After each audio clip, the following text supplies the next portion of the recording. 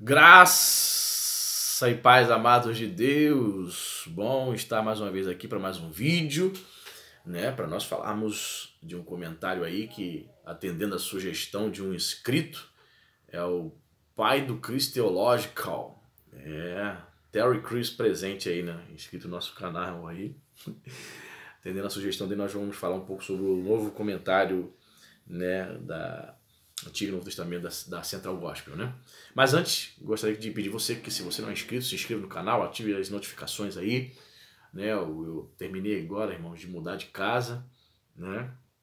E estou ainda me adaptando alguns dias aqui na nova casa, tentando ver aqui um cenário, né? Fiquei alguns dias sem gravar vídeo, mas estamos de volta, ok?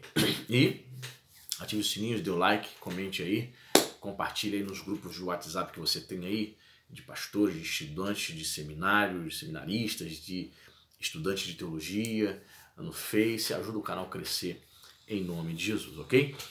Irmãos, esse novo comentário do Antigo e Novo Testamento da Central Gospel, ele já está em nova edição, permanece ainda com a mesma capa.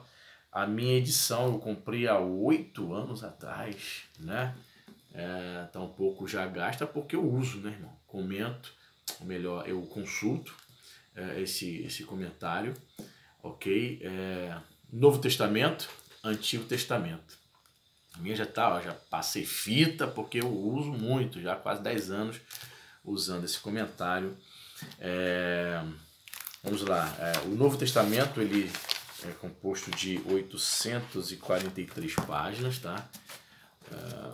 O meu tá castigado mesmo. O meu eu uso e tem quase 10 anos. Ok? 843 páginas. E o Antigo Testamento temos aqui cerca de, obviamente, são mais livros, né? Cerca de 1418 páginas. Então você coloca aí 1400 mais 800 dá 1400 mais 800 dá 2.200, certo? Mais 40 páginas aqui, 2.250. Ou seja, se fosse um comentário de um único volume, seria um baita comentário. E ele, de fato, seria isso assim, né? Teremos aí muitas páginas. Mais de 2.000 páginas. Então, o que eu acho aqui? Vamos aqui ver aqui os recursos. O novo comentário bíblico no Novo Testamento tem recursos adicionais, foge ao padrão convencional, pois foi desenvolvido para os leitores de todos os níveis, tanto os leigos que querem enriquecer seus conhecimentos bíblicos e culturais, como os estudantes da Bíblia, professores de escola dominical, pastores e líderes eclesiásticos. Como resultado de pesquisas confiáveis e consistentes de mais de 40 renomados estudiosos da Bíblia, este comentário contém um estudo conciso da Bíblia com considerações importantes sobre cada versículo, os personagens principais da história narradas, questões e temas relevantes, atuais e contextualizados. Tudo isso escrito em linguagem clara e direta, é a palavra de Deus ao alcance de todos. Recursos, né? Apresentação e esboço de cada livro da Bíblia, mais de 500 notas comentando cada versículo ou grupo de versículos, mais de 400 boxes com estudos extras sobre a origem e o significado de palavras, chaves em hebraico e grego, cronologia, informações teológicas e históricas, princípios espirituais aplicáveis à vida cristã, tabelas e quadros relacionando personagens bíblicos, eventos narrados e fatores culturais, estudos sobre personalidade e caráter dos protagonistas bíblicos, mais de 20 mapas das rotas percorridas na antiguidade pelos personagens bíblicos, um artigo introdutório sobre o período intertestamentário, um apêndice com artigos relevantes sobre a arqueologia bíblica e a história da igreja e uma vasta bibliografia para estudos. Por exemplo, você vai abrir aqui aleatoriamente agora, em Efésios, capítulo 5. Aí você vai encontrar o comentário. Ele é interessante porque ele não coloca o texto bíblico, certo? Ele coloca só o versículo e já o comentário diretamente. Eu acho também interessante dessa forma porque ele ganha espaço, né? A fonte é tranquila para consulta. Temos sempre esses boxes aqui que seriam uma espécie de estudos, né?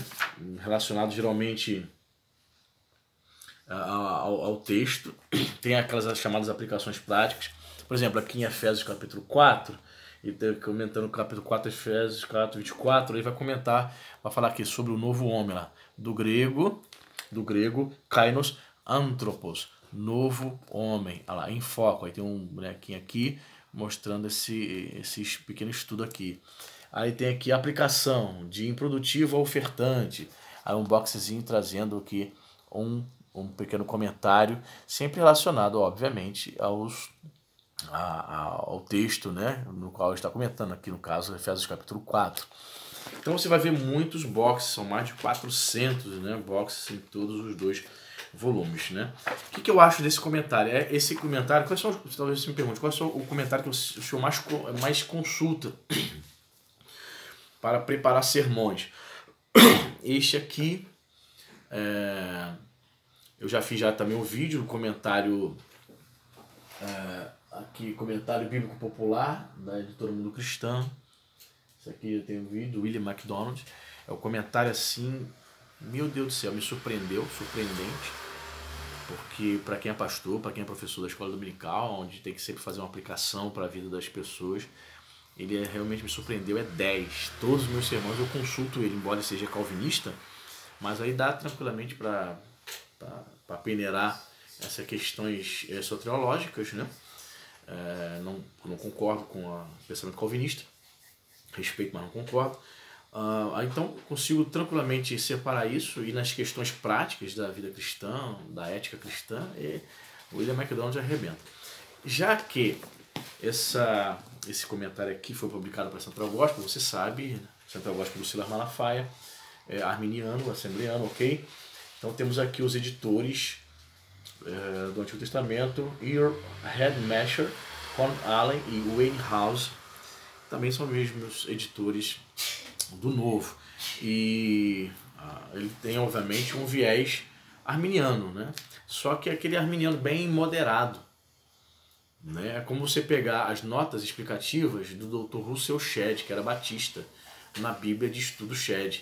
Embora ele fosse batista de viés arminiano, você não vê ele puxando sardinha para o arminianismo, e quando chega nessas questões também polêmicas sobre calvinismo e arminianismo, ele passa batido. Então, um calvinista ou arminiano consegue tranquilamente consultar essas bíblias, essas notas de estudo, sem entrar em polêmica.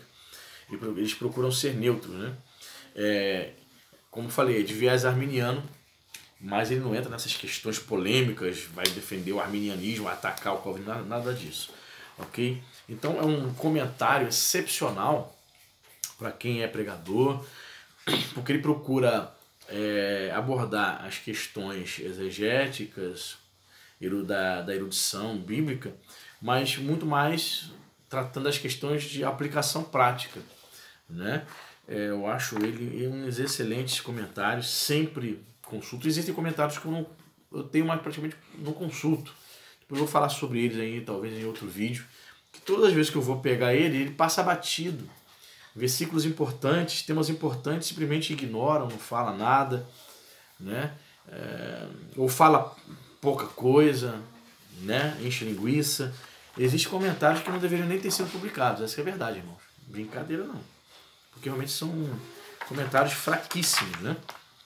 Talvez eu faça um dia aí um vídeo aí falando minha opinião, né? Porque de repente para você, o comentário que eu vou dizer que para mim é água ou açúcar, talvez você vai achar espetacular. Não, poxa, isso aqui me atendeu, né? Cada um tem sua realidade. Né? Vou ler aqui para você aqui John, ou Yohanan, apóstolo Yohanan, ok? O prólogo de João, vamos lá. Ele vai dizer aqui, ó, começa já capítulo 1, nas primeiras 2 páginas, ele já tem uns boxezinhos, comentário, já tem uns boxes, um estudozinho à parte, ok? Aí ele começa a dizer assim, ó, esses primeiros versículos, capítulo 1, né, de João, são os mais lindos e profundos descritos em toda a palavra de Deus. Eles nos transportam para antes do início da criação e nos fazem viajar no tempo e no espaço da história humana. Eles revelam, como em nenhuma outra parte das Escrituras, que o Jesus que fez parte da história da humanidade é o Deus Criador descrito em Gênesis 1:1. O texto de João 1:1, versículo 1 ao 18, revela a revelação eterna entre Pai e Filho e mostra que podemos andar na luz e ter a vida eterna quando aceitamos aquele que é a maior revelação do Pai, Jesus Cristo. Aí ele vai comentar propriamente o versículo primeiro. No princípio era o verbo. Aí ele já coloca aqui, assim, ele bota o versículo, aqui, ó. Ele coloca o versículo, aí bota no princípio, aí começa a comentar. Eu só achava que para poder facilitar ele poderia ter colocado no princípio em negrito. Facilita visualmente para quem é míope como eu. Perfeito? Mas ok. Diz assim, a narrativa em Gênesis 1:1 começa com a criação do universo e prossegue até a criação do homem. O relato de João 1:1 relembra a criação e revela a eternidade, enfatizando que antes da criação deste universo material, o verbo, aí ele coloca entre parênteses o grego logos, já existia. A palavra já existia antes de tudo, ou seja, o logos. Compare com o versículo 14, em que o verbo eterno se fez carne. O substantivo palavra significa aquilo que é falado, discurso, pregação. Na tradução do Antigo Testamento, do hebraico para o aramaico, esse vocábulo é traduzido por Deus. Já o termo grego logos, que consta na Septuaginta, era usado nos círculos intelectuais gregos para expressar a força material e imaterial que rege todo o universo, a mente soberana que governa e dá sentido a todas as coisas. Contudo, apesar de o Novo Testamento ser escrito em grego, o conceito que havia na mente de João era do Antigo Testamento, sem dúvida, né? O verbo aqui é a expressão ou a manifestação de Deus. Sem dúvida alguma, João se referia a Jesus.